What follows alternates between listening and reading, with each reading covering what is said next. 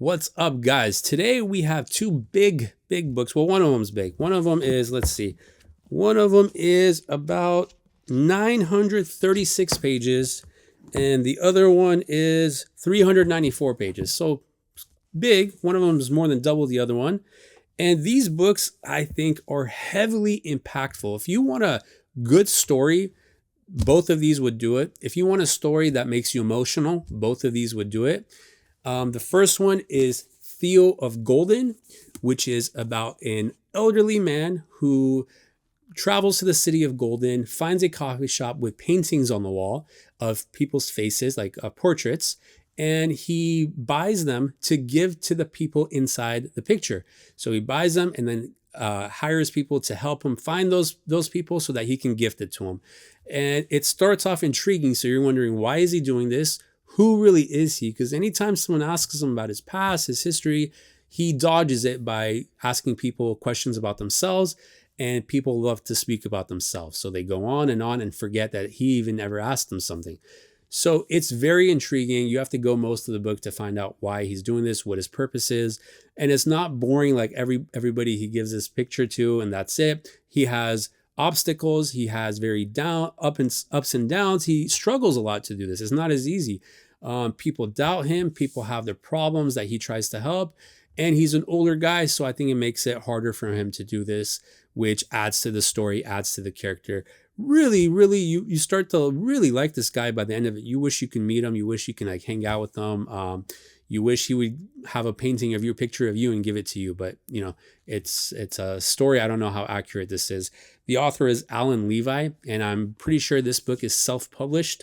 So I saw it, I think, on a YouTube video. So it's gaining traction because people are spreading it word of mouth.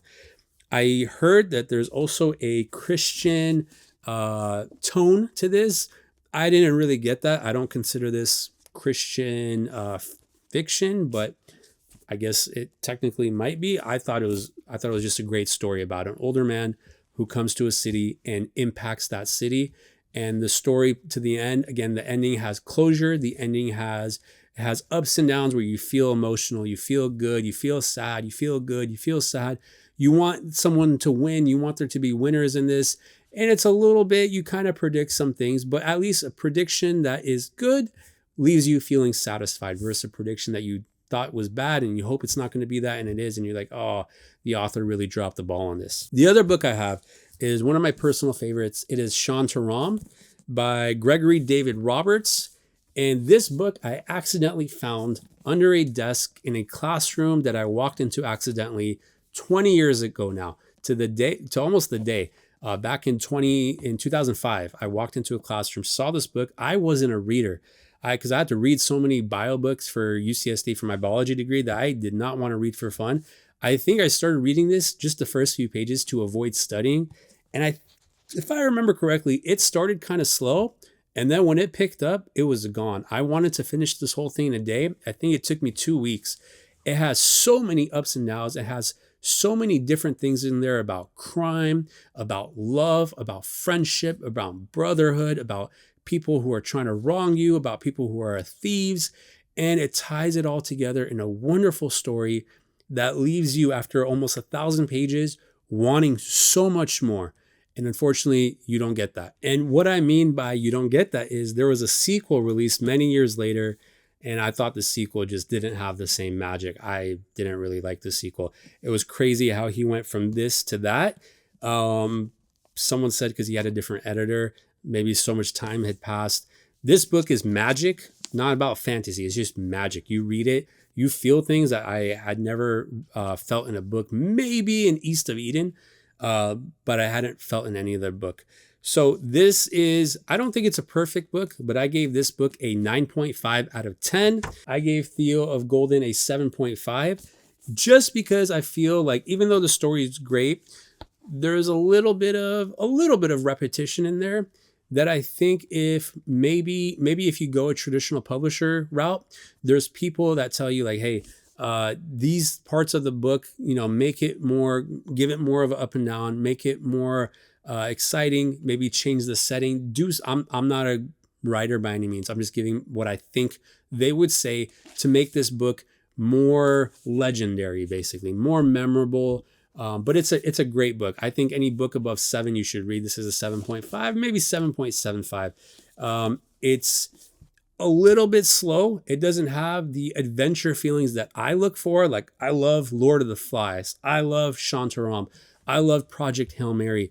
Those are books that are adventurous, that maybe there's more at stake. There's real things, action that happens. So when there's not enough action, I think the story has to be stronger. And if the story is not strong enough, it kind of leaves you wanting more. And that's how I felt after this one. But still solid book, 7.5. I don't think he can make a sequel to this, but if he makes another book, I would check it out.